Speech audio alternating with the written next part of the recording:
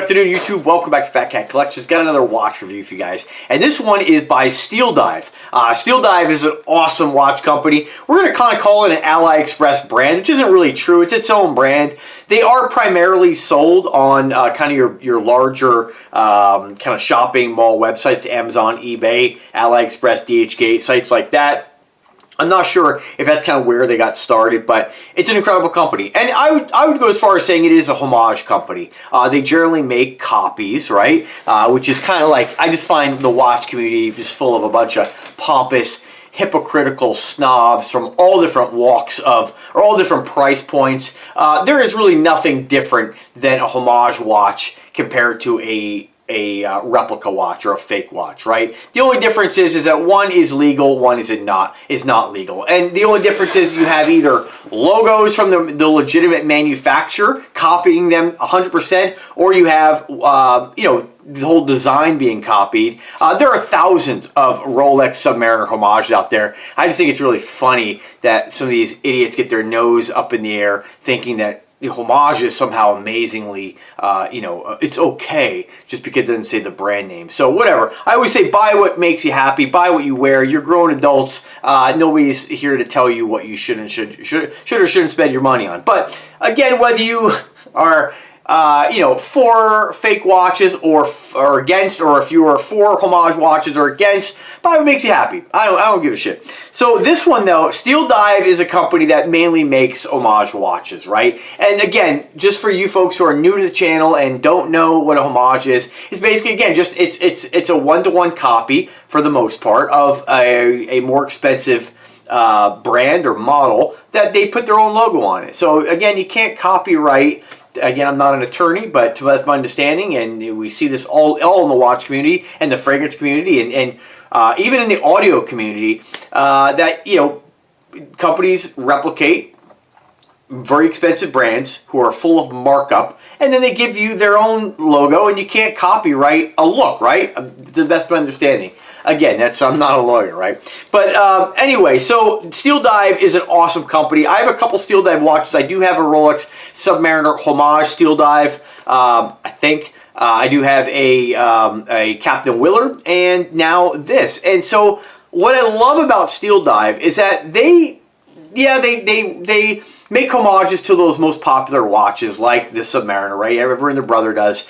But they also kind of go outside the box and try to pick, not all the time, but they pick watches that nobody is making a replica of, nobody's making a fake of, and nobody's making a homage to. And so this one is a homage to the H2O Calmar 2 25,000 meter deep diver. Love it. And I've never even heard of H2O watches until I discovered this watch. And what's really incredible to me, we're going to do a couple side-by-side spec comparisons. We're going to talk about the price differences, but check this out. And this is what I love to see in a watch company. I'm going to give kudos to Steeldive and Tactical Frog and even Pagani Design, because there was a long time where I really wanted a Doxa watch at that $2,000 price point. Could never rationalize. I said maybe someday. But with the onset of them coming out with homage watches, there is no way I would spend the money on one. You get the same look and almost identical quality, in my opinion, for these really expensive watches. Remember, guys, if you are new to the watch community, do not disregard that there is huge markup amongst all brand watches. Some are outrageous, some are just marked up. But when you pay $2,000 for a watch, you're not getting much of a difference. Just like when you go into something like a Rolex, you're not getting insane differences. You are getting differences in quality, but it's not what these watch snobs want you to believe. Like you're going to pick up this inexpensive watch and pick up a Rolex and say, oh man, this other watch is just so inferior. It's just not the case anymore. Modern machining is incredible. So now that we got that out of the way, let's talk about the Steeldive SD1982. Love the fact they're the only ones making a homage to the H2O Calmar. I think it's kind of ballsy, really. It's kind of bold, because companies tend to you know, make homage watches for watches that they know are very popular and going to sell. Now, I don't know how popular the H2O is, but I'll tell you that based on the size of this watch, this is going to eliminate a huge chunk of people who want to buy one of these watches. Even the legitimate H2O Calmar, right? It's a big, huge, chunky watch. You have to like giant watches. Now, what I really like about this, what really made me want this, You guys know I have tons of Invicta watches. I have oversized watches and I have standard size watches and everything in between. But what I find really fun is when you find a watch that isn't necessarily oversized, right? This is a roughly 46.5 millimeter case. Is it larger than your standard 42? Absolutely. Kind of the standard watch size, yeah, 40 to 44. I say that a little looser towards the 44 millimeter size. Those are kind of like your average size watches. 46 is kind of the watch where a guy who's probably not into the oversized watches just wants something a little bigger, or it might be a stepping stone. What I really like about this watch is not the fact that it's, 46 millimeter, if you're used to oversized watches, is really no big deal, right? It's not really big. It's big, again, it is subjective, but it's not really a big watch in my opinion. But what really makes this watch is the thickness of it. Check this sucker out. This is a tank of a watch. Let me just pull up the specs on this.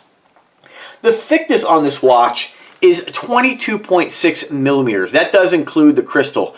It is a tank, but what I love about this watch, what really sets it apart, is a lot of the Invicta watches are going to be that 55 millimeter, that 50, I shouldn't say a lot. I mean, a lot of watches by Invicta that are super thick like this are going to be really oversized pieces, right? For like 50 millimeter to 70 millimeter, right? Depending on where you measure it. Perfect example is like the Sea Hunter 3, 23 millimeters in case thickness. It's a beast of a watch. But I think the thickness it's kind of proportionate, right? When you have a watch that's 70 millimeter to the crown protector and a 23 millimeter thickness, the whole watch is big, right? It just looks like a big watch. Even like the Hydromax, 29 millimeters in case thickness, including crystal, 50 millimeter case diameter. It's just overall a big watch. What I like about this is that it's not an oversized watch. And again, that is subjective. I don't consider 46 millimeter oversized watch. It's more of like your standard size. And I can just kind of compare it to just something like this Technomarine I have laying here, right? When we look at the case diameter, this is not a gigantic watch. I even think the Technomarine might be a 47 millimeter. Kind of like your, again, kind of a Rolex style watch. But what's cool about this is that when you have a watch, it's not gigantic as far as the diameter, but just more of a standard size, and then you have this huge, thick wrist presence. I don't know another company, and I'm sure there's somebody out there, but I don't know another company making a watch that's this small, and I do say that a little loosely, right, because it is subjective, but this small in that 46 millimeter case diameter, being this thick. I don't know anybody who makes anything like that. And so I love watches that are going to be your standard size diameter but have that really thick, tall wrist presence. I mean, check that out. Another amazing thing about this is how it's one thing to have a watch that has lots of case and then just your standard size bezel, but what really sets this watch apart is that the bezel is super thick. The crystal is super thick, and the bezel is just absolutely massive. And we kind of have this kind of angled, coin-edged bezel. It really sparkles when it hits the light. It is just an amazing watch to look at. Big, chunky, absolutely beautiful. And I like the fact that the bezel, the actual insert, it is a ceramic insert to the best of my, it is a ceramic insert. What I love about it is that it's thin. And so most of the time you see watches that have a rather, large bezel or a really thick kind of a ceramic bezel ring, right? But it's pretty cool that they did, it's just the whole thing is different. It's just a very thin insert. You have the crystal sticking out of that. And again, look at how thick that bezel is. I mean, just absolutely amazing. I mean, it's just a really great design. Now, it is available. Let me give you guys the specs. We're going to look at some wrist shots, of course. Let me just get a little bit closer so you can see. Just a beautiful glossy finish on the black face. Just everything about this watch just screams masculine and just beefy. Absolutely love it. It is one that I've had my eye on ever since I discovered it on one of the internet shopping sites. And I'll put the links in the description where you pick this up. I think right now this watch is running about $300 to about $360. I've seen it upwards of $1,200, which is ridiculous because the actual H2O Calmar is in that, I don't know, $3,000 range. But, this, I paid about $300 for it, and it is worth every penny. It is just, I can't express to you the excitement I get from this watch. And when you start to collect watches, I have like over 400 in my collection. I've seen a lot. I own a lot. And so it's hard to get something now that really generates a lot of excitement. And don't get me wrong, I still love all the watches. I really enjoy collecting watches. I love wearing them, throwing something new on my wrist every day. But, for instance, with Invicta, right? I've kind of slowed down with Invicta. It doesn't mean there's not Invictas that I'll see and probably buy again, absolutely. But I have a lot of them, and I'm always looking for something that's a little bit different. And this really is different. In the world of watches, it's very difficult to find things that are very unique anymore, or at least unique to us or new to us. And this one definitely checks the boxes. So let's talk about those boxes, right? When we compare this, and I'm going to do some side-by-side comparisons here just with the specs, but this is the model number SD1982. It is powered by an NH35 movement. Fantastic. I'm glad they didn't go over the top on the movement. I'm glad they kept it in the affordable realm. They could have put a Solid in there. They could have put, you know, one of the other more expensive movements. There's really no reason. The NH35 is a great, accurate, reliable movement. And if you are a watch nerd and you put your watch on the time grapher and it's got to be super accurate, then maybe the NH35 isn't the movement for you. Maybe you want to get something a little more refined, a little bit more accurate. But ultimately, if it is a concern, you could take an H35 to a watch repair guy or a jeweler. I'm not sure what you actually call those folks, but they can regulate an H35 to be pretty accurate, right? I've seen a couple guys on YouTube regulate them to like +1 negative +1 or maybe it was 2 seconds per day. I think is, again, you forgive me, I'm not really too versed on as many watches, but as long as I've been collecting watches, I just don't really get too involved in worrying about those specifications. It's got a good reliable movement. It's an automatic. That's a checkbox for me. I like automatics, right? We have 316L stainless steel. You need nothing more, right? Unless you want to showboat with platinum or gold or something like that, absolutely, by all means. Those are great materials. But for longevity, for quality, this is all you need. We do have a 316L stainless steel case back. We have that Steeldive logo, which branding to me isn't always super important, but I do really like the logo on this. It's kind of like the dive helmet, sort of it looks like a dive helmet. It almost looks skull-like. It's not, with like two, looks like wrenches. It reminds me of like a construction logo you see on some shirts. Very cool logo though, love it. 120 click unidirectional rotating bezel. Again, when I turn the bezel on this, solid, feels great. Any kind of back play in this, it's, very, very minimal. There is some though, I'll state. It's not the tightest bezel that I've seen. If we just kind of, and again, we can create back play. Like I can force this, but if we just push it back, it's pretty solid. But there's, very minimal amount. It's not flopping all over the place or anything like that. Screw down crown. We got a signed crown on there. And I'm only mentioning this because some folks, I don't know, this is kind of like the standard like, rundown for watches. Most watches have a signed crown, so it's not, I mentioned it for you guys. But what else? We have, we'll get to the bracelet in a second here. We have a milled clasp, of course, very nice. Very thick, very chunky, very solid. 56.5 millimeter lug to lug. 46.5 millimeter without the crown, of course. 24 millimeter lug width, and the case thickness, again, 22.6 millimeter, and that is including the crystal. Very cool. BGW9 super lume on this. It does have kind of a sky blue color. What else? It does have a sapphire crystal with air coating. We're hitting a lot of the check boxes that the watch nerds really like to see, right? And I'm just joking with you guys. There's nothing I don't like in these specs, right? I have my own check boxes I talk about, but for me, what is it made at? 1, do I like it? 2, what is it made at? Is it 316 stainless steel? 3, is it automatic or is it quartz? Again, I'll definitely buy a quartz, but I do prefer automatics. Now, the big thing on this, the water resistant, 25,000 meters or 2,500 ATMs. I did see a guy on YouTube pressure test one of these. I don't know how high he got it, but he got it past his pressure, the capabilities of his pressure tester. So it is a beast. Is that something though you should be concerned with? I don't know. Maybe if you're, I guess it's for bragging rights, I guess, but unless you really put these things to the test, we'll never really know. But it's well built, it's a chunky watch, and you guys will love it if you love watches like this. Now, one thing I was a little bit concerned with when I ordered this is kind of like your standard 5-link bracelet. You can get it on shark mesh. You can get it on like a silicone strap of some sort. I think this is the best variation of this watch. Again, you make like the shark mesh more, whatever. Nice thing about it is you can change it up. 24 millimeter lug to lug. easy to find different bracelets and different straps for it. Definitely something you can change up when you feel like, but I don't think it really gets much better than this. The only thing I think would look kind of cool on this is maybe throwing this on one of those faux Panerai bracelets you can get, like I have on one of my Paganis, but this is a fantastic bracelet. Now I do have another watch. It's a tuna homage, and that one is by I think it's by Tactical Frog, and it might be by Steeldive as well. I honestly forget. But when you feel that bracelet, it is a 5-link.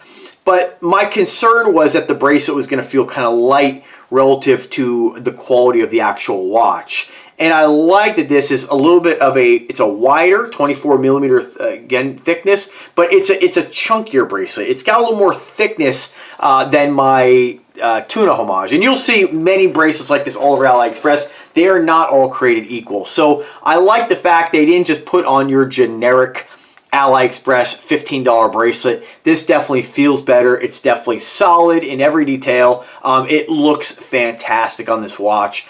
The light hits it perfectly. I mean, it's got great angles. It is just a beast of a watch. So I'm going to show you some wrist shots in a second. I'll show you the box, but let's talk about the actual H2O Calmar 2 Deep Diver. So theirs is available in a couple different color options. I'm looking at it with like a blue face. They do change it up a little bit. I like that Steeldive did their own thing on this. When you look at the actual Calmar, you have the indices are actually more of like stick style indices, whereas these they put like these big round ones on. Hopefully you can kind of see. Now the only confusing thing is that at the 12 o'clock position they have a double indice, actually a triple. We have an arrow, or sort of like an arrow, and then we have these 2 hash marks, and that might confuse some people and be like, why did they put an 11 there? And it's not, it's just kind of 2 hash marks. I think they should have changed that. They should have tried to just put like 1 there. But again, not something, if you know how to tell time, you know how to tell time. Even for me, who have to look at it, stare at it, and count, you know, I mean, it's totally new. It's not like a big deal, right? You're buying this watch for the look. But if that is something that bothers you, by all means, buy the more expensive counterpart. When we look at the website that they have there, I mean, the website is super basic. It really kind of sucks. When I look at the finishing, I love that they actually finish this watch exactly like its more expensive counterpart. There is sort of like these brush strokes in the finishing that go from the 6 o'clock position, and they kind of are finished outwards like this on each side. So there's kind of like this kind of ray of sun pattern in the brushing on the lugs, and that's something they did exactly like the actual H2O model. So I love the fact they did that. It's a very subtle difference, but it is a difference, and you can see it when you actually look at this. Most of the time when you see finishing on a watch, it's done in one way. Like the side of the case, we have kind of a vertical type brushing here going on. But I like that they did that sort of arc, which kind of follows that brushing right around the bezel. Pretty cool. I haven't seen that done really on any watch. At least I haven't noticed it. Beautiful bracelet on it again. Nice, thick, heavy. It is incredible. So what is the other differences you get? Similar bezel size. The hands are, you know, very similar in size, and you have those kind of arrow markers. Even the second hand is identical. Logos, of course, are different. I actually like the Steeldive logo better. Lume on this is, in my opinion, this watch glows at night. I wore this last night to bed, and whenever I woke up, again, from, you know, would it get dark, you know, like 9 o'clock nowadays, it was glowing all the way through the morning. So absolutely incredible lume on this. It just continues to glow and glow. You get this sucker in the sunlight, come in, you'll see exactly what I mean. What else? So let's compare it to this more expensive counterpart. So when we look at specifications, let me just find the specs here. There we go. Okay, so specifications. So what is the difference? So with the one that I'm looking at here, and they might have a stainless steel model. Let me just double check that, because I don't want to give you guys a bump steer here. They do have, in the H2O version, several different variations on this watch. And that's kind of a cool, I think, feature or advantage to going with the more expensive counterpart. Although you are going to pay about €1,500 Euro for this watch if you go with H2O. But they do have like this beautiful kind of red starburst face with a black case. But if you're looking at just this standard one, the black on black, let's see what you get here as far as the specifications. And I do apologize, I'm just scrolling through this with you guys. All right, so the bracelet is different on this. I like that Steeldive did not copy the bracelet. I actually like this bracelet better. They do like looks like a 5-link as well, which is different. And you know, I'll hopefully throw some pictures up here so you can see the difference. Now they have the features of their watch. They have solid diamond-like coated titanium grade 5. So their watch is actually made of titanium, which is going to be interesting because it's such a big chunky watch. I get why they did that to lighten the watch up. For me, I like the heft, and some of you guys who like big bowl watches are probably going to like the heavier 3/16 stainless steel, but that is a difference, and titanium is more expensive. They have a domed sapphire crystal on theirs. They call their bezel a turban-style unidirectional dive bezel. That makes sense. It's a good way of describing it. The bezels are identical. They use Swiss Super Luminova BGW9. What did this one use? What did they call this one? They call this one BGW9, but they just call it Superlume. So maybe they can actually say Swiss Superlume. Not 100% sure on that, but very similar. There's our serial number, blah, blah, blah. I'm not going to read everything here. The main difference is they're using a Swiss ETA 2892. Other than that, we have similar size. I mean, everything about it is similar. You can get this. What's a little confusing to me here is if you get the standard package, you're going to get this. We'll do this together. This is where they're kind of confusing me here. So when we go up to the pricing, let me scroll back up here. All right, so if you get this with the standard package, let me see what the price is. Let's see what they say here. Titanium bracelet. Oh my God. Okay, so if you get this with the Miyota 9015 movement, and in my opinion, there's no advantage to going with a Miyota over an NH35, but you might disagree, but you know, I have both movements. I don't see any difference whatsoever. If you get it with the Miyota movement and you get it with the 8.25 millimeter sapphire crystal, which is, I guess you can get it with a, all right, so here's the difference. You can get it with a flat crystal, which does not protrude the bezel. This would be more of a 12.5 millimeter sapphire crystal, excuse me.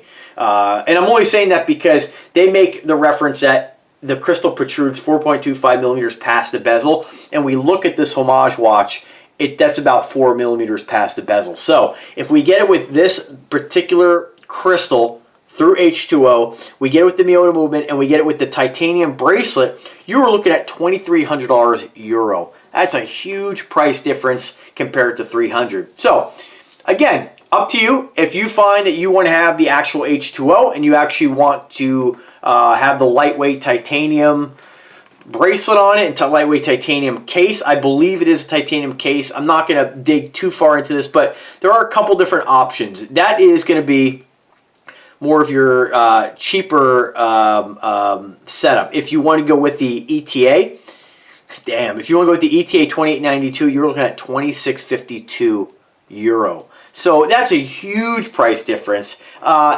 I can see why Steeldive wanted to replicate this.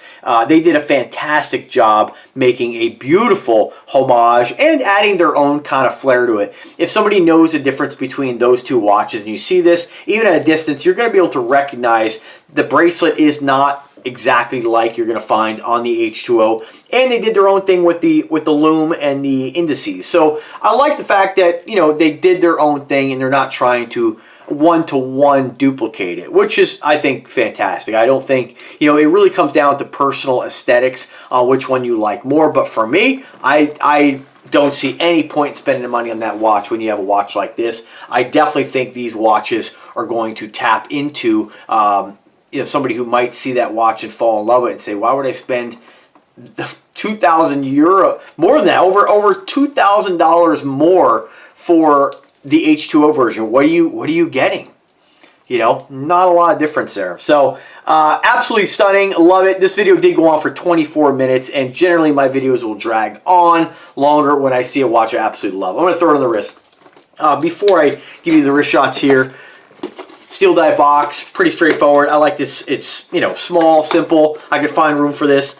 Just basically like foam padding on the inside, your warranty card, sizing tool, and that's about it, really. They are push friction pins on this. Some folks like that, some folks don't. Makes no difference as long as they stay in. Again, you know, if you want to have, you know, a bracelet that's maybe a higher quality bracelet, I don't see, you know, for my purposes, this quality is as good as I need or want in a watch or in a bracelet of a watch. You know, I don't see any reason to upgrade this to anything else. But if you wanted to change it up to something that maybe is titanium, you could. I guess it depends on how it's going to match the watch. But I just think they've done everything perfect with this watch. I don't see any reason for anybody to change anything up. But you know, everybody's different. Some folks like to customize things more, and that's whatever makes you happy is what you should do. But love it. All right, so I got a 7-inch wrist. I removed out of this, what do we got here? 1, 2, 3, 4, 5, 6 links out of this to fit a 7-inch wrist. Definitely give you enough of size to get up to like probably about a 9-inch wrist. You have 3 levels of micro adjustment. Again, it is a milled clasp dual push button deployant with safety clasp. Got that Steeldive branding on it. It's just a tank. And this is a watch that, again, I hope you can see my excitement on this. You know, these are the kind of watches that come out, whereas no matter how many watches you have in your collection, it's different enough that makes me say, man, I need to spend $300 on that, right? Even though I have tons of watches, these are the watches that come out that are super unique that you say, man, I got to get that. And so I think as watch collectors, we're always going to have those watches. You know, fortunately for me, I have many in my collection, and they all bring me a lot of enjoyment. It's great to be able to share them with you guys and show them off. But this one here is definitely one that I got pretty excited to get my hands on, and I definitely encourage you to pick it up. So with that being said, links are in the description. If I find any coupon codes, I'll throw them in the description as well. If I can help you guys in any way whatsoever, answer any kind of questions, or even send you a couple pictures, whatever you need, let me know. I'm always here to help. Thanks for watching, folks, and have a fantastic day. Take care now.